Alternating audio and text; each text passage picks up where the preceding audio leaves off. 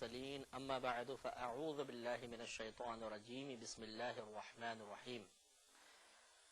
الحمدللہ اللہ تبارک و تعالی کی ذات و صفات سے متعلق بیان چل رہا تھا، اور پچھلے پروگرام میں ہم نے بہت تفصیل سے آپ کی خدمت میں عرض کیا کہ اللہ تبارک و تعالی کی ذات کے بارے میں غور و تفکر کرنے سے منع کیا گیا ہے، کیونکہ اللہ تعالیٰ کسی شے کی مثل نہیں ہے. لہذا جب آپ تصور قائم کرنے کی کوشش کریں گے تو لازمی طور پر کسی نہ کسی شے کے ذریعے اس کے تصور کو حاصل کرنے کی کوشش کریں گے، اور اس طرح ایک غلط تصور ذہن میں قائم ہوگا، اور اللہ کے لیے کسی قسم کا غلط تصور ذہن میں قائم کرنا یا رکھنا یہ ناجائز ہوتا ہے. قرآن کی تعلیم یہی نظر آتی ہے کہ اللہ کی ذات کے بارے میں غور نہ کیجیے بلکہ اس کی صفات کے بارے میں غور کیجیے.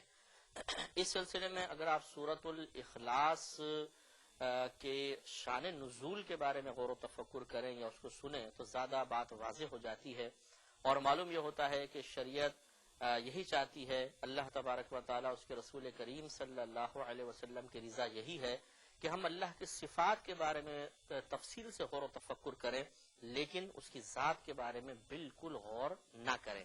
تو ہمیں اللہ تعالیٰ اس کے رسول کی اطاعت کرنی چاہیے. چنانچہ تفسیر کبیر میں سورہ اخلاص کی تفسیر بیان کرتے ہوئے امام رازی رحمۃ اللہ علیہ نے 3 شان نزول ذکر کیے ہیں. ان سے تینوں شان نزول میں آپ کی خدمت میں عرض کرتا ہوں، جس سے اندازہ ہوگا کہ اللہ تعالیٰ اور اس کے رسول ذات باری تعالیٰ میں غور و تفکر کو منع فرماتے ہیں. لہذا ایک تو شان نزول جو حضرت ضحاک رحمۃ اللہ علیہ سے منقول ہے وہ یہ ہے کہ سورہ اخلاص اس وقت نازل ہوئی کہ جب مشرکین نے عامر بن طفیل کو نبی کریم صلی اللہ علیہ وسلم کے پاس بھیجا. تو اس عامر بن طفیل نے آ کر کہا کہ دیکھیں، ہماری نافرمانی سے آپ کو اذیت پہنچتی ہے، اور آپ ہمارے خداؤں کو برا بھلا کہتے ہیں اور ہمارے آباء و اجداد کے دین کی مخالفت کرتے ہیں. آپ ہمیں بتائیے آپ کے ساتھ معاملہ کیا ہے؟ اگر آپ فقیر ہیں تو ہم آپ کو غنی کر دیتے ہیں، اگر آپ کے ساتھ آپ مجنون ہیں، جنون آپ کے ساتھ ہے تو ہم آپ کا علاج کرواتے ہیں، اگر آپ کسی خاص عورت کی خواہش رکھتے ہوں جو امیر و کبیر ہے، کسی اعلیٰ خاندان سے تعلق رکھتی ہے تو ہم آپ کو اس سے نکاح کروا دیتے ہیں. لیکن معاملہ کیا ہے؟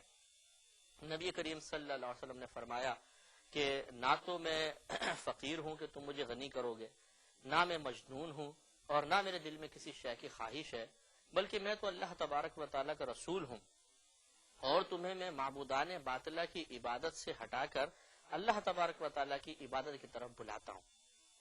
اللہ احد، اے حبیب کریم صلی اللہ علیہ وسلم آپ فرما دیجئے کہ اللہ ایک ہے. اللہ الصمد، وہ بے نیاز ہے. لم یلد ولم یولد، نہ اس کی کوئی اولاد ہے نہ وہ اس سے اولاد پیدا ہوئی. اور ولم یکن لہ کفوا احد، اور دنیا کی کوئی بھی شے، کائنات کی کوئی بھی شے اس کی ہم نظیر اور ہم پلہ نہیں ہو سکتی.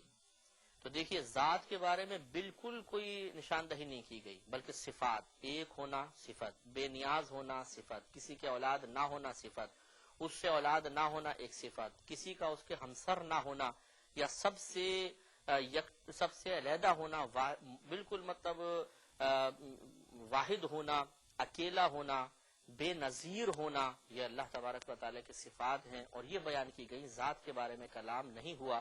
اس سے معلوم ہوا کہ اللہ تبارک و تعالیٰ نہیں چاہتا کہ اس کی ذات کے بارے میں غور و تفکر کیا جائے. دوسرا شان نزول جو ہے حضرت اکرمہ رضی اللہ تعالیٰ عنہ سے منقول ہے، اور انہوں نے حضرت ابن عباس رضی اللہ تعالیٰ عنہ سے روایت کیا کہ یہ اصل میں یہودیوں کے سوال کے جواب میں آیت نازل ہوئی تھی. ان میں کعب بن اشرف یہودی بھی تھا. انہوں نے آ کر یہ کہا تھا کہ اے محمد، یقیناً یہ اللہ تعالیٰ ہے جس نے مخلوق کو پیدا کیا، یہ بتائیے معاذ اللہ کو کس نے پیدا کیا؟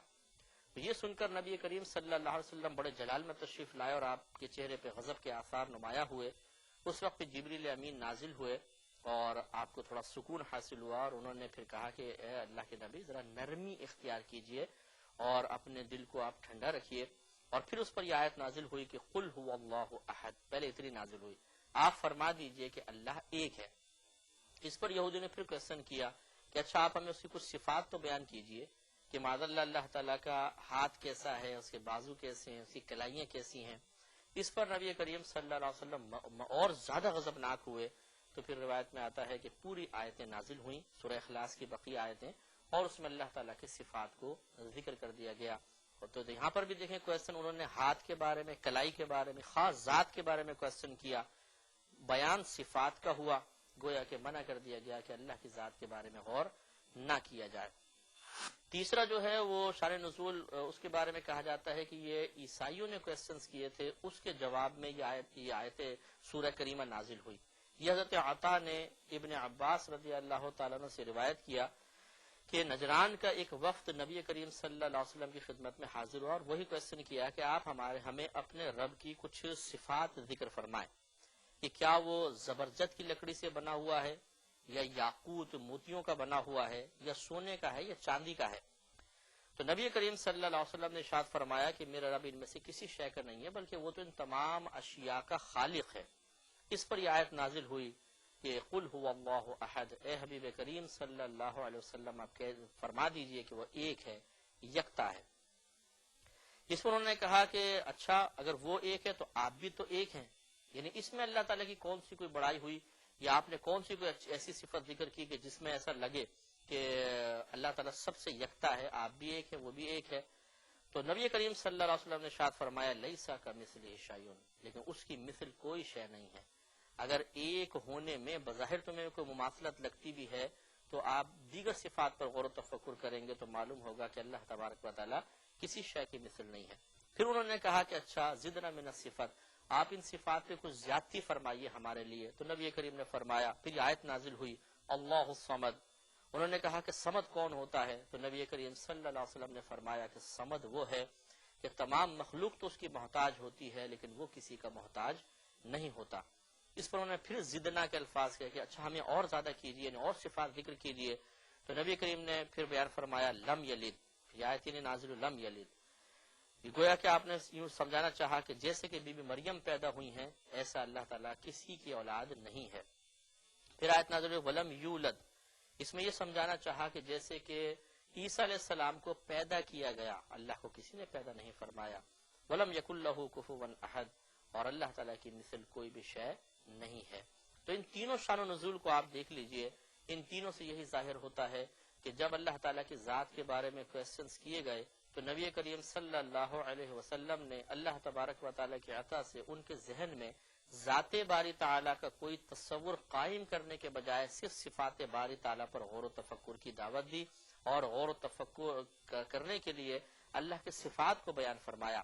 لہذا ہمیں بھی مسلمانوں کو بھی اسی چیز کو اپنے پیش نظر رکھنا چاہیے۔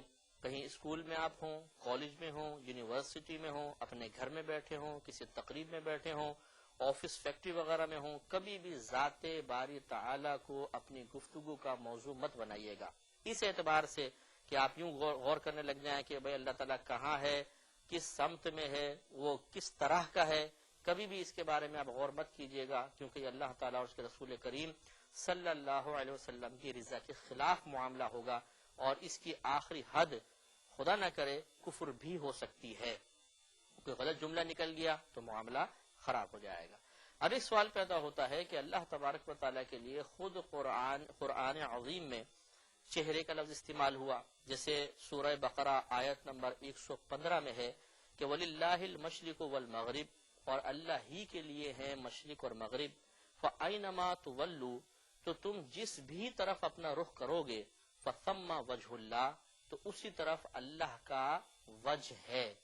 وجہن کی اردو میں ترجمہ کریں گے تو چہرہ آئے گا، تو اگر لفظی ترجمہ کیا جائے اس کا تو یوں بنے گا، تو اسی طرف اللہ کا چہرہ ہے۔ ان اللہ واسع علیم، بے شک اللہ تبارک و تعالی وسعت رکھنے والا، علم رکھنے والا ہے۔ تو آپ کو ایسا نہیں پیدا ہوتا ہے کہ اللہ نے تو خود اپنے لیے وجہن کا لفظ استعمال فرمایا۔ تو جب آپ دیکھیں اب یہی ہوتا ہے معاملہ کہ علماء کا یہ کام ہے کہ وہ ایک آیت سے استدلال کر کے نتیجہ نہیں نکالتے، بلکہ مختلف آیات کو رکھتے ہیں سامنے، پھر ان سب پر غور و تفکر کر کے ایسا مفہوم اخذ کیا جاتا ہے کہ کوئی بھی آیت اپنے مقام پہ غلط ثابت نہ ہو، ہر آیت کا مضمون اور مفہوم اپنے مقام پہ درست قرار دیا جا سکے۔